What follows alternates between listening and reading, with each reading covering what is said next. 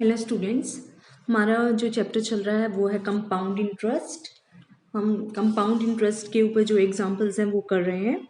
आज हम करेंगे टाइप 5। 1, 2, 3, 4 हम कर चुके हैं।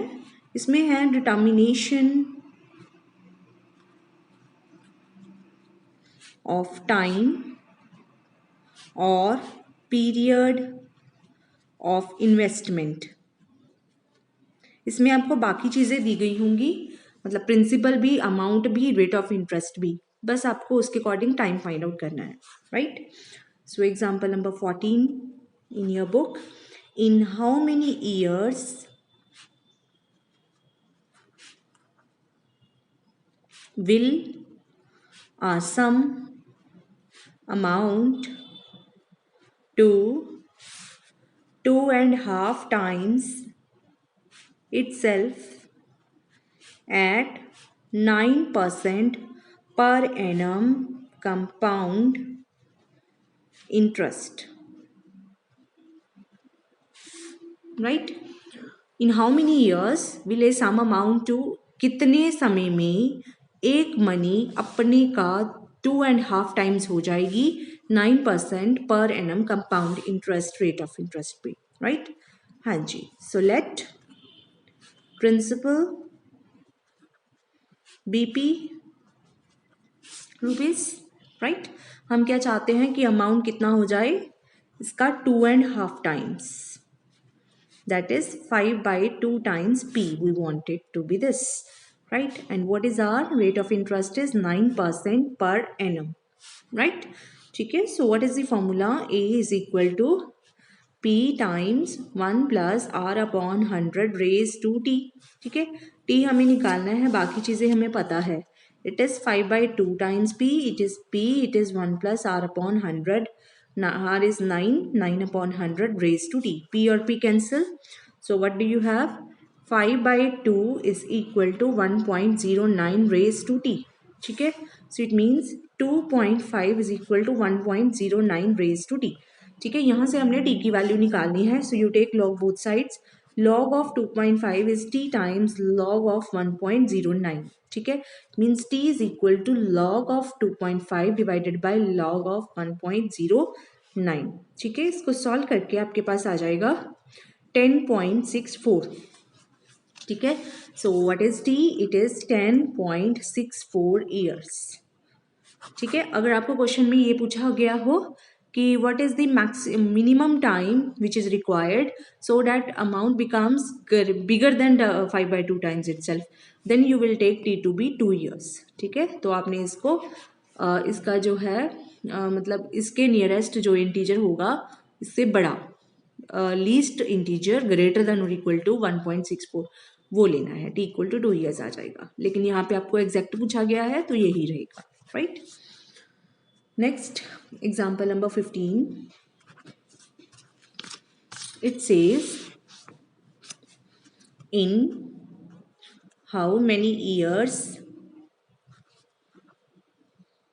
rupees 4,000 will amount to 14,400 rupees at 10% per annum compound interest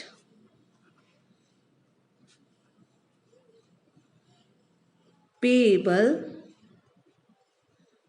quarterly.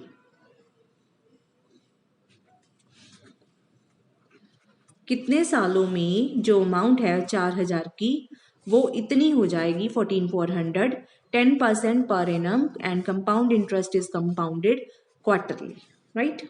सो हाँ जी, तो P क्या है हमारा 4,000 और अमाउंट क्या है 14,400. ठीक है, 10% per annum, R is 10% per annum, तो पर एनम है तो पर क्वार्टर कितनी हो जाएगी 10/4% पर क्वार्टर. ठीक है, सो ये हो गई 10/4.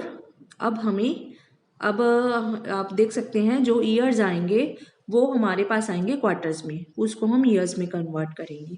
ठीक है, टाइम जो आएगा वो क्वार्टर में आएगा फॉर्मूला लगाने के बाद. सो what is the formula?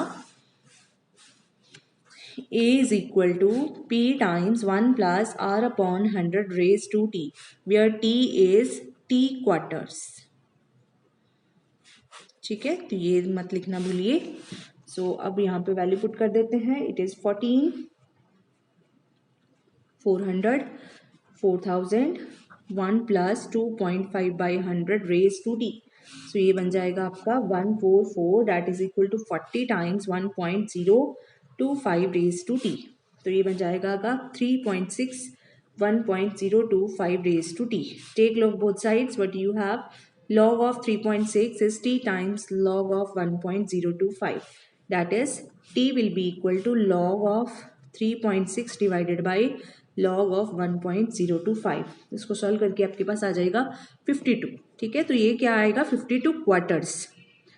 52 quarters मतलब how many years? T is 52 by 4 years. That is 13 years. Right? So after 13 years, ये जो amount है आपका 4000, ये कितना हो जाएगा? 4400. Right? Example number 16. Next is find. This says find the least number of complete years in which a sum of money put out at 25% compound interest will be more than double of itself. कितने सालों में, complete years कितने लगेंगे कम से कम, so that a sum of money जो 25% compound interest rate पे दी गई है वो मोर देन डबल हो जाएगी. Right? Solution. So what is principal? So let it be rupees P. Amount हमें चाहिए more than double of itself. So rupees 2p we want at least 2p. ठीक है. What is are 25% per annum. ठीक है, तो ये कोई मतलब कन्वर्जन तो लगेगी नहीं. ठीक है, क्योंकि compound interest is also compounded annually. So what is the formula? A is equal to P times 1 plus R upon 100 raise to T. Put all the values. यहाँ पे p, या सॉरी यहाँ पे 2p, यहाँ पे p. 1 plus 25 by 100 raise to T. ठीक है, cancel हो गया p और p, तो ये बन जाएगा 2 is equal to 1.25 raised to t. ठीक है, take log both sides. Log of 2 will be t times log of 1.25. That is, t will be log of 1.25 divided by log of 2. Log of 2 divided by log of 1.25. Right? So what is this equal to? After taking log both sides, यहाँ पे log लेके आ जाएगा 3.1 years. ठीक है, तो 3.1 exact अगर 3.1 years लेंगे तो इसमें तो जो अमाउंट है डबल हो जाएगा, exact double. But we want more than double of itself. तो कितने पूरे साल होंगे जो जिससे more than double of its हो गया? 4 ईयर्स. ठीक है, तो आपने इससे बड़ा इंटीजर लेना है. इससे बड़ा जो सबसे पहले इंटीजर आएगा 3.1 से, वो कौन सा है? 4. That is 4 years. ठीक है, तो 4 सालों में ये जो अमाउंट है वो मोर देन डबल ऑफ इटसेल्फ हो जाएगा, क्योंकि एग्जैक्ट डबल होएगा 3.1 ईयर्स में. तो अगर हम थोड़ा ज्यादा टाइम लेंगे तो इससे बढ़ जाएगा. ठीक है,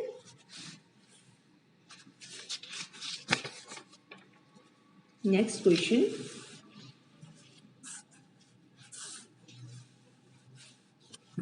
example number 17.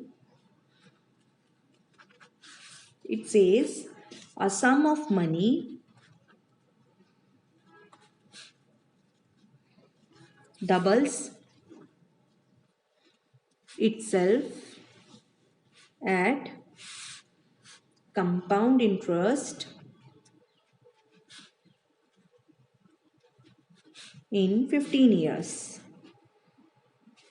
In how many years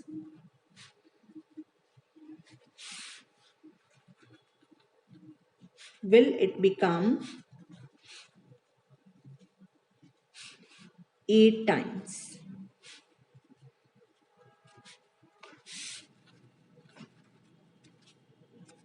हाँ जी, एक सम ऑफ मनी है वो डबल हो जाती है कितने सालों में? 15 सालों में। इन how many years will it become 8 times, right? तो एक अमाउंट है, late it B P, it becomes double in how many years? In 15 years. ठीक है, रेट ऑफ इंटरेस्ट नहीं हमें पता। सो यहाँ से फॉर्मूला अगर लगाएंगे हम, A is equal to P times 1 plus R upon 100 raise to T, तो क्या आ जाएगा? 2p is equal to P 1 plus R upon 100 raise to 15। ठीक है, तो यहाँ से हम आर निकाल सकते हैं, 2 is equal to 1 plus R upon 100 raise to 15। ठीक है, तो it means 2 raise to 1 by 15 is equal to 1 plus R upon 100। ठीक है, अब हमें ये जाना है in how many years will it become 8 times. So let T be N years. N years में ये जो अमाउंट है पी, ये कितना बन जाता है? 8 टाइम्स ऑफ इट। ठीक है, तो हमें टी की वैल्यू निकालनी है, ये हम वैल्यू यूज करेंगे उसमें। ठीक है, ओके, तो what is the formula? Is equal to P times 1 plus R upon 100 raise to T which is N.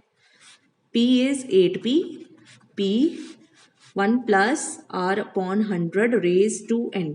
ये क्या बन जाएगा? PP cancel, 8 is equal to, ये इसकी वैल्यू क्या है? 2 raise to 1 over 15 raise to n, that is 2 raise to n upon 15। ठीक है, तो अब हम हमें पावर n की वैल्यू निकालनी है। 8 को हम लिख सकते हैं 2 raise to 3, that is 2 raise to n upon 15। जब बेस सेम हो तो पावर्स इक्वल हो जाती हैं। So that means n upon 15 is equal to 3. That means n is equal to 45. So after 45 years, the principal will be 8 times itself. ठीक है, या चलो next is type 6.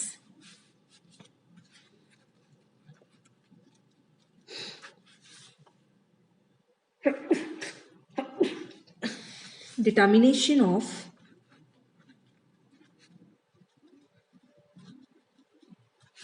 interest rate। Type 5 क्या थी? हमें टाइम जानना था, बाकी चीजें दी गई थी।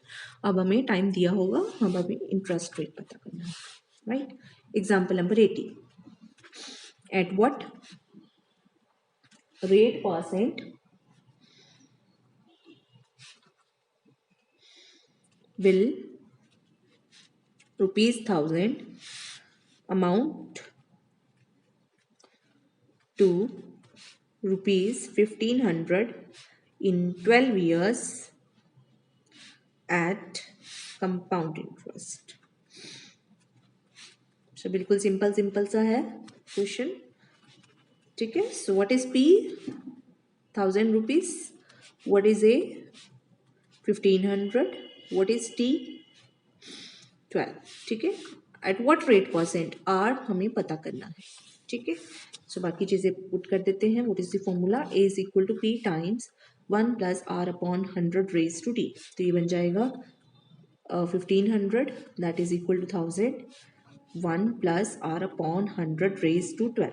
ठीक है, हाँ जी, सो ये बन जाएगा 1500, ये दो कैंसिल हो जाएंगी, 15 by 10 that is 1.5, that means 1 plus, this is suppose I raised to 12, what is I? R upon 100। ठीक है, now we want to find the value of I। take log both sides, log of 1.5 will be 12 times log of 1 plus I। ठीक है, so it means log of 1 plus I की value क्या आ जाएगी? log of 1.5 divided by 12।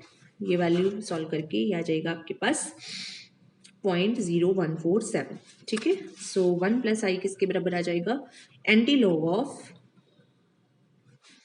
0.0147। ठीक है, antilog of this will be equal to 1.035। ठीक है, तो 1 प्लस आई की वैल्यू क्या आ गई? 1.035। Therefore I will be equal to what?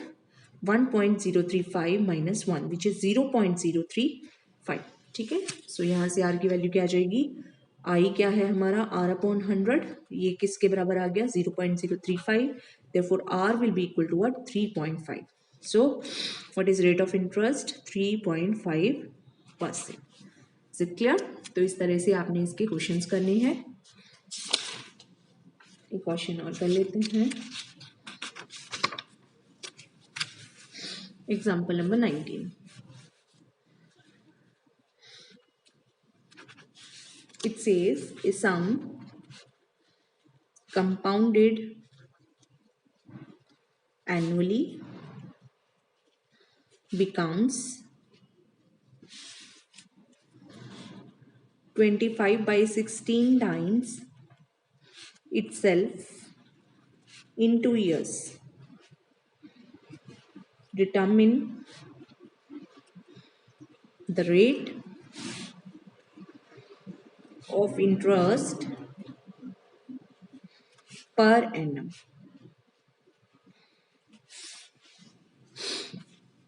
हाँ जी, a sum compounded annually becomes 2.15 times itself in 2 years, right?